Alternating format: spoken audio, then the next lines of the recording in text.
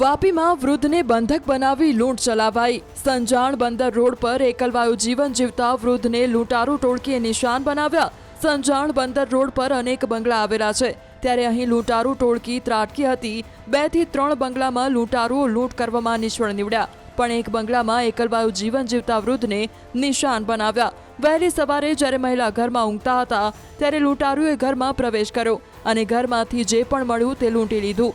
આ દરમિયાન મહિલા જાગી જતા લૂંટારૂએ હથિયાર બતાવી તેમને બંધક બનાવ્યા। આ સમગ્ર ઘટના ઘરની બહાર લગાવેલા સીસીટીવી કેમેરામાં કેદ થઈ છે।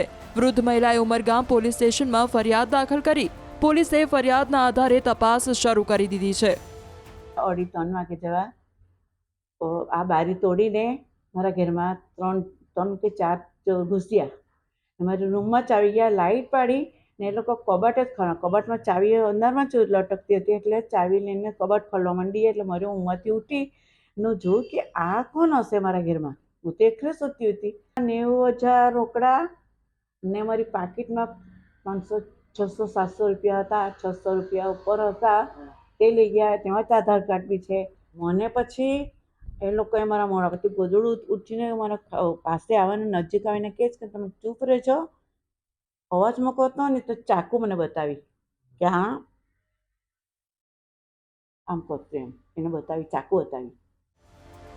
વાપીમાં વૃદ્ધને બંધક બનાવી લૂંટ ચલાવાઈ। સંજાણ બંદર રોડ પર એકલવાયું જીવન જીવતા વૃદ્ધને લૂંટારૂ ટોળકીએ નિશાન બનાવ્યા। સંજાણ બંદર રોડ પર અનેક બંગલા આવેલા છે, ત્યારે અહીં લૂંટારૂ ટોળકી ત્રાટકી હતી। 2 થી 3 બંગલામાં લૂંટારૂઓ લૂંટ કરવામાં નિષ્ફળ નીવડ્યા, પણ એક બંગલામાં એકલવાયું જીવન જીવતા વૃદ્ધને નિશાન બનાવ્યા। વહેલી સવારે જ્યારે મહિલા ઘરમાં ઊંઘતા હતા, ત્યારે લૂંટારૂએ ઘરમાં પ્રવેશ કર્યો અને ઘરમાંથી જે પણ મળ્યું તે લૂંટી લીધું। આ દરમિયાન મહિલા જાગી જતા લૂંટારૂએ હથિયાર બતાવી તેમને બંધક બનાવ્યા। આ સમગ્ર ઘટના ઘરની બહાર લગાવેલા સીસીટીવી કેમેરામાં કેદ થઈ છે। વૃદ્ધ મહિલાએ ઉમરગામ પોલીસ સ્ટેશનમાં ફરિયાદ દાખલ કરી।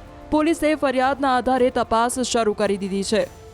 2:30 વાગે જેવા આ બારી તોડીને મારા ઘરમાં ત્રણ કે ચાર ઘૂસ્યા। મારા રૂમમાં ચાવી ગયા, લાઇટ પાડી ને એ લોકો કબાટ જ કબાટમાં ચાવી અંદરમાં જ લટકતી હતી, એટલે ચાવી લઈને કબાટ ખોલવા માંડી। એટલે મારી ઊંઘમાંથી ઉઠી ને જોયું કે આ કોણ હશે મારા ઘરમાં। હું તો એકલી સૂતી હતી। 90,000 રોકડા ને મારી પાકીટમાં 500, 600, 700 રૂપિયા હતા। 600 રૂપિયા ઉપર હતા તે લઈ ગયા। તેમાં જ આધાર કાર્ડ બી છે। મને પછી એ લોકોએ મારા મોઢા પરથી ગોદડું ઉઠીને મારા પાસે આવવાને નજીક આવીને કહે છે કે તમે ચૂપ રહેજો, અવાજ મૂકો તો ને તો ચાકુ મને બતાવી કે હા આમ કરતું એમ એને બતાવી, ચાકુ બતાવી।